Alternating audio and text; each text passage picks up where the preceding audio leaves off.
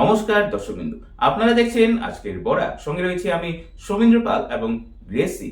দেশের প্রাক্তন প্রধানমন্ত্রী ভারতরত্ন প্রয়াত রাজীব গান্ধীর 33তম প্রয়াণ দিবস উপলক্ষে শিলচর জেলা কংগ্রেসের পক্ষে এক স্মরণ সভার আয়োজন করা হয়। মঙ্গলবার শিলচর জেলা কংগ্রেস ভবনে এই স্মরণ সভার আয়োজন করা হয়। এদিনের সভায় প্রাক্তন প্রধানমন্ত্রী প্রয়াত রাজীব গান্ধীর প্রতিকৃতিতে মাল্যদান ও পুষ্পার্ঘ্য অর্পণ করা হয় কংগ্রেস নেতৃত্বদের পক্ষ থেকে। উক্ত সভায় উপস্থিত থেকে প্রয়াত রাজীব গান্ধীর স্মরণী বক্তব্য রাখেন উপস্থিত নেতৃত্বরা। তার অবদান গোটা ভারতবাসীর জীবনের কতখানি রয়েছে সে বিষয়ে আলোকপাত করেন তারা। এদিনের সভায় শিলচর জেলা কংগ্রেসের সহ সভাপতি সীমান্ত ভট্টাচার্য, ইফতিখার আলম লস্কর, মইনুল হক বরভূইয়া, জ্যোতিলাল দাস, শিলচর ব্লক কংগ্রেসের সহ সভাপতি আমরুল হক মজুমদার, যুব কংগ্রেসের তাহির আহমেদ, মহিলা কংগ্রেসের মিনা সিং সহ অন্যান্য কংগ্রেসের কর্মকর্তারা উপস্থিত ছিলেন। শিলচর থেকে বিশ্বজিৎ আচার্যের রিপোর্ট, আজকের বরাক। আজ প্রয়াত প্রধানমন্ত্রী রাজীব গান্ধীর 33তম মৃত্যু দিবস।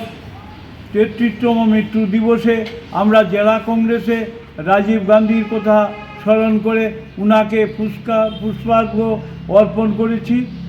আজকে রাজীব গান্ধী আমাদের ভারতবর্ষের অনেক পরিবর্তন এনেছেন। রাজীব গান্ধী প্রথম 18 বছর ছেলে মেয়েদের ভোট দেওয়ার অধিকার করে দিয়েছেন। রাজীব গান্ধী মহিলাদের সংরক্ষণ করেছেন। রাজীব গান্ধী পঞ্চায়েত লেভেলে মহিলাদের সংরক্ষণের ব্যবস্থা করেছেন। রাজীব গান্ধী অনেক পরিবর্তন করার চিন্তা করেছেন। রাজীব গান্ধী প্রথম চিন্তা করেছেন যে গ্রামে গঞ্জে কীভাবে টাকা গাঁও পঞ্চায়েতে সরাসরি পৌঁছানো যায়, এই ব্যবস্থা করেছিলেন।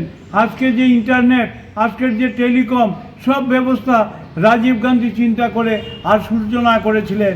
সেই সূচনায় ভারতবর্ষ আজকে আস্তে আস্তে আধুনিক ভারতবর্ষর দিকে এগিয়ে যাচ্ছে। এই রাজীব গান্ধী আমাদের কথা চিন্তা করেছিলেন। আজকে আমার যে কেন্দ্রীয় বিশ্ববিদ্যালয় আমরা পেয়েছি, আমরা যে শিলচর শহরে বা বরাক উপত্যকায় যে কেন্দ্রীয় বিশ্ববিদ্যালয় পেয়েছি, তার রাজীব গান্ধীরই অবদান। রাজীব গান্ধী আমাদের এই অবস্থার কথা, আমরা দুঃখের কথা, বরাকবেলির অবস্থা চিন্তা করেছিলেন। এর জন্য রাজীব গান্ধী আমাদের কাছে চিরদিন অমর হয়ে থাকবেন। উনাকে আমরা শ্রদ্ধা নিবেদন করি।